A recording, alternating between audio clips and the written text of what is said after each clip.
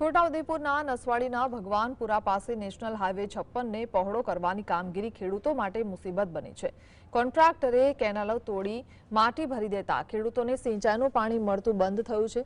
ખેડૂતોમાં તલનો પાક સુકાઈ રહ્યો હોવા છતાં તંત્ર દ્વારા કોઈ જ સાંભળવામાં આવતું નથી।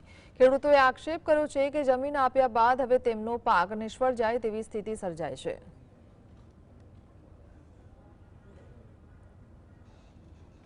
ખેતરમાં જવું હોય ને તે જવાય એવું રહેતું રહ્યું પણ નથી। અને ઉપર માટી નાખી દીધી છે, ઢાળિયા ઉપર પાણી આવતા તો એ કેનાલના ઢાળિયા ઉપર માટી પડી ગઈ છે અને આગળથી ઢાળિયા તોડ નાખ્યા, પાણી આવતું નથી। અને ખેતરમાં અમારે માલ પડ્યો છે, તલ વાવેતર કરેલા છે એ પણ સુકાય છે અને પાણી વગરના અમે કરીએ શું?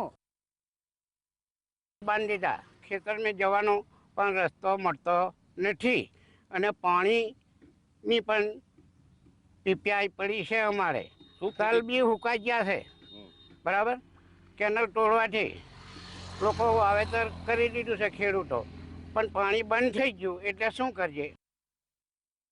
છોટાઉદેપુર જિલ્લાના નસવાડી તાલુકામાં નેશનલ હાઈવે 56 જે 4 લેન બની રહ્યો છે તેમાં ખેડૂતો દુઃખી થઈ રહ્યા છે। આપ તસવીરમાં જોઈ રહ્યા છો, આ ખેડૂતો છે, તેઓ હાલ તલની ખેતી કરી છે અને તલની ખેતીમાં પાણીની જરૂરિયાતના સમયે જ નેશનલ હાઈવે 56 વિભાગના અધિકારીઓએ કેનાલ તોડી નાખતા ખેડૂતો હાલ મુશ્કેલીમાં મુકાયા છે।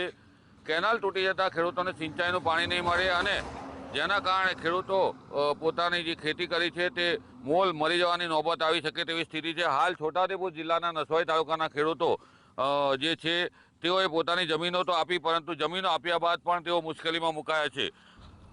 કેનાલ તૂટી જતાં ખેડૂતોના ખેતરમાં સિંચાઈનું પાણી બંધ થઈ ગયું છે। રફીક ધણીવાલા, GSTV, છોટાઉદેપુર।